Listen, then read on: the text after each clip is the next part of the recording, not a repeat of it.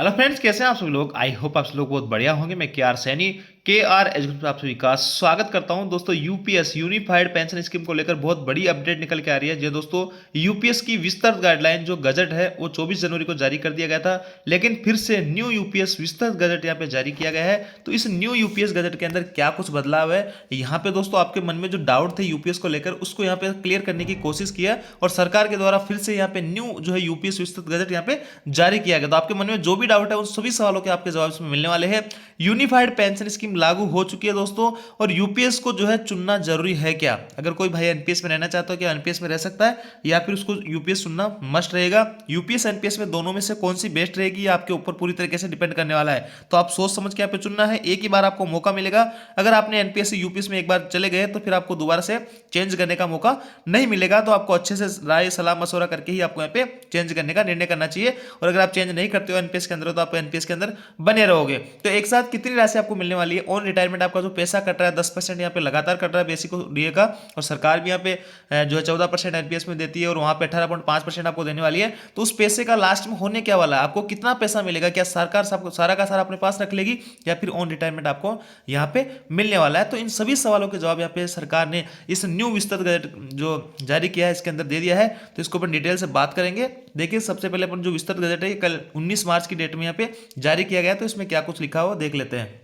देखिए दोस्तों, स्क्रीन पे भारत का राजपत्र द गजट ऑफ इंडिया असाधारण और खंड 4 प्राधिकार के प्रकाशित, ये जो आपका जो है नई दिल्ली से 19 मार्च 2025 को एकदम लेटेस्ट अपडेट है दोस्तों। और पहला जो गजट था यूपीएस को लेकर वो 24 जनवरी को यहाँ पे जारी कर दिया गया था, लेकिन उसमें बहुत सारी चीजें यहाँ पे क्लियर नहीं थी, काफी सारा डाउट बना हुआ था। तो उन चीजों को यहाँ पे क्लियर करने की कोशिश की है। और देखिए, ये जो है आपका बहुत बड़ा 194 पेज का, आपका 194 पेज का ये पूरा है। तो इसको यहाँ पे पेंशन विधि नियामक और विकास प्राधिकरण, और इसमें लिखा है यहाँ पे आपको संक्षिप्त नाम और प्रारंभिक नाम वगैरह परिभाषा वगैरह दे रखी है, जिसको आप पढ़ सकते हैं, हिंदी में ही है। और ये पुल, अब इसमें 2 पुल बनाने की बात की जा रही है। कौन कौन से पुल रहेंगे उसके रिगार्डिंग भी बात करेंगे। यहाँ पे देखिए दोस्तों, एकीकृत पेंशन यूपीएस का अर्थ है कि वह विकल्प जो राष्ट्रीय पेंशन प्रणाली के अंतर्गत शामिल किए गए केंद्र सरकार के कर्मचारियों के लिए यूपीएस अधिसूचना के अनुसार उपलब्ध है। या दोस्तों, एनपीएस के अंदर कोई भाई कार्यरत है 2004 के बाद में जो यहाँ पे लगे हैं और अभी तक जो लग रहे हैं एनपीएस के अंतर्गत आते हैं, तो उनमें एनपीएस के अंतर्गत ये कि उपक्रम है, इसको आप चुनने का मौका मिलेगा। जो ऑलरेडी एनपीएस में है तो वही लोग इसके अंदर आ सकते हैं। तो यहाँ पे आप देख पा रहे होंगे। और आगे हैं देखिए, ये एकीकृत पेंशन योजना की, इसको एकीकृत पेंशन योजना लाने की क्या जो है क्यों जरूरत पड़ी। तो यहाँ पे इनका यही लिखा है कि इनको इसमें जो आपको एकमुश्त पेंशन वगैरह मिलने वाली है, इसमें आपकी पति पत्नी, देखिए उस संविदा तक कानूनी रूप से विवाहित पति पत्नियां को जो अधिवर्षित या सेवानिवृत्त हो चुका है और यूपीएस के लिए विकल्प का चयन करने से पहले उसकी मृत्यु हो गई है, तो यहाँ पे आपको 60% आपकी फैमिली पेंशन भी आपको मिलेगी।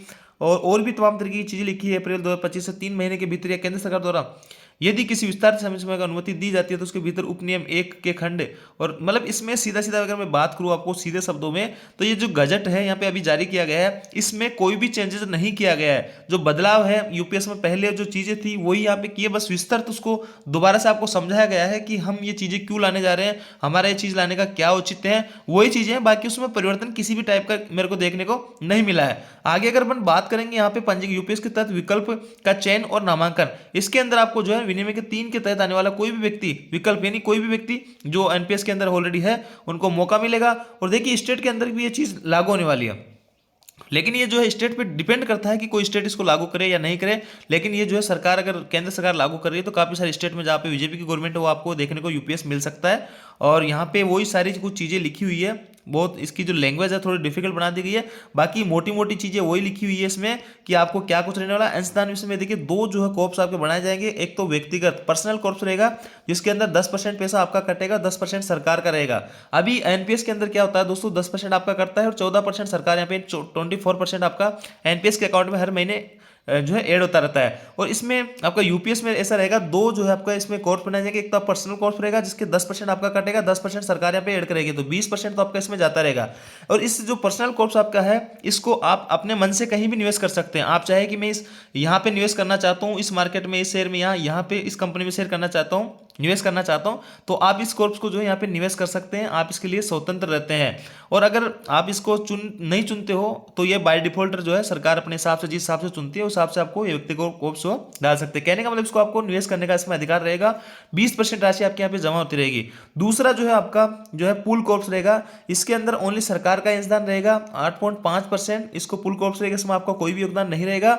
और इसका जो भी निवेश वगैरह करने का काम रहेगा वो सरकार का यहाँ पर रहेगा, आप उसमें कुछ भी नहीं कर सकते हैं। अभी 8.5% क्यों रखा गया है, क्योंकि दोस्तों यहाँ पे आपका जो सारा पैसा बनेगा बाद में इसको निवेश किया जाएगा और वहां से आपकी पेंशन बनी जाएगी। अब उस पेंशन में अगर किसी टाइप की कोई कमी बनती है, जैसे किसी की 50,000 पेंशन बनती है और उसका जो व्यक्तिगत कोर्स और जो भी व्यक्तिगत कोर्स जो निवेश वगैरह किया हुआ है तो उससे आपका मान लो 45,000 बना, 5,000 रुपये आपकी पेंशन यहाँ पे कम बनी, तो ये 5,000 रुपये की जो पेंशन है वो यहाँ से निकाली जाएगी पुल कोर्स से। तो ये हो गया, ये दोनों चीजें पहले भी थी लेकिन यहाँ पे और आपको डिस्क्राइब करके बताया गया है कि इनका जो है क्या औचित्य यहाँ पे रहने वाला है। निधि आधारित प्रणाली इसको कहा गया है। यूपीएस एक निधि आधारित प्रणाली होने के नाते कर्मचारियों अधिवर्षिता या सेवानिवृत्त जैसा कि मामला हो के बाद सुनिश्चित भुगतान के लिए लागू अंशदान कर्मचारी नियोक्ता दोनों से नियमित और समय पर संचय और निवेश पर निर्भर करती है। बिल्कुल दोस्तों, आपका जो निवेश और संचय करोगे उस पर निर्भर करेगी। यूपीएस के तहत लाभों के समय और नियमित भुगतान का आश्वासन व्यक्तिगत और पुल कॉर्प्स के तहत निधियों की पर्याप्तता पर निर्भर करेगा। अब देखिए अंशदानों का निवेश उद्देश्य क्या है, पुल कॉर्प्स का निवेश क्या है, व्यक्तिगत कोर्स क्या है, ये चीज़ें मैंने मोटी मोटी आपको बताई दी है। और यहाँ पे आपको जो एकमुश्त लमसम जो अमाउंट मिलने की बात की जा रही है वो कितना मिलेगा। देखिए बेंचमार्क कॉर्प्स क्या होता है इसको आप पढ़ सकते हैं, वीडियो काफ़ी बड़ा हो जाएगा अगर मैं हर चीज़ों को यहाँ पे एक्सप्लेन करूँगा क्योंकि 194 की जो है ये पूरी है। देखिए एकमुश्त लमसम अमाउंट में आपको बताता हूँ, ऑन रिटायरमेंट आपको जो लमसम अमाउंट देने की बात की जा रही है, ये देखिए ये फॉर्मूला आपका रहने वाला है। यानी दोस्तों आपका जो जैसे कि ये एल का मतलब है कि आपके 6-6 महीने के सर्विस के कितने पीरियड हो रहे हैं। कहने का मतलब मान लो आपने 30 साल की नौकरी की है तो उसमें 6-6 महीने के अगर आप पार्ट में डिवाइड करोगे तो 60 जो है आपकी जो है 6-6 महीने के पार्ट हो जाएंगे। तो एल का मतलब यही है, अगर आप 30 साल सर्विस करोगे तो इस एल की जगह आपको 60 रखना है।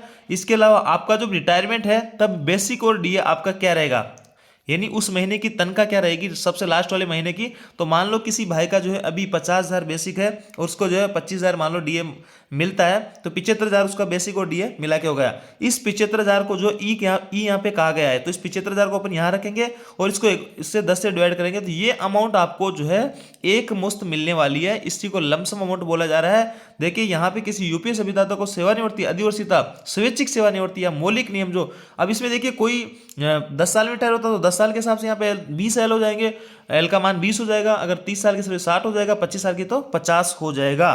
तो ये जो है आपको एक मुश्त राशि यहाँ पे मिलने वाली है, लेकिन बहुत ज़्यादा ये राशि नहीं है, काफ़ी जो है एक अच्छी बात नहीं है इसकी में आपको बहुत ज़्यादा अमाउंट मोटी अमाउंट यहाँ पे नहीं मिलने वाली है, क्योंकि यहाँ पे आपका बेसिक और डीए का भी 1/10 निकाला जा रहा है और उसको 6-6 महीने के पार्टों में डिवाइड करके, पूरे महीनों की बात अलग है लेकिन 6-6 महीने के जो है यहाँ पे पार्ट निकालोगे तो फिर भी अमाउंट आपकी ज़्यादा यहाँ पे निकल के नहीं आएगी। स्पष्टीकरण इन्होंने दिया है कि अर्थ सेवा की गणना के उद्देश्य से प्रत्येक पूर्ण 6 महीने की अवधि के लिए 6 महीने से कम की किसी भी अवधि की गणना को शामिल नहीं किया गया है। अब मान लो आपने यहाँ पे 25 साल और 6 आपके जो है 5 महीने की सर्विस आपने की है तो इस 5 महीने को काउंट नहीं किया जाएगा, सिर्फ 25 साल यहाँ पे उठाया जाएगा राउंड ऑफ में, और राउंड ऑफ में भी पिछला पूर्ण डिजिट यहाँ पे उठाया जाएगा एल के लिए। ये भी इन्होंने स्पष्ट यहाँ पे कर दिया है। ये एक मुश्त भुगतान यूपीएस अभिदाता को दे सुनिश्चित भुगतान के अतिरिक्त होगा।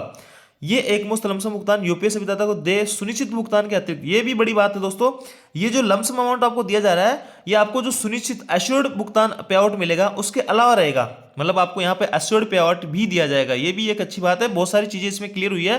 पहले ऐसा लग रहा था कि सिर्फ यही अमाउंट आपको मिलने वाला है, तो यहाँ पे एश्योर्ड जो है पे आउट भी आपको मिलेगा। उसका कितना पे आउट मिलेगा वो आपका डिपेंड करेगा आपके कॉर्प्स के ऊपर। तो यहाँ पे एश्योर्ड पे आउट भी आपको यहाँ पे मिलेगा और एक मुश्त लमसम अमाउंट भी आपको यहाँ पे मिलने वाली है। यूपीएस के तहत भुगतान, देखिए यूपीएस की गणना और भुगतान निम्नलिखित तरीके से किया जाएगा। यहाँ पे ये जो है यूपीएस का भुगतान करने का तरीका रहेगा। मिनिमम आपको जो है 10 साल की यहाँ पे सर्विस करनी होगी।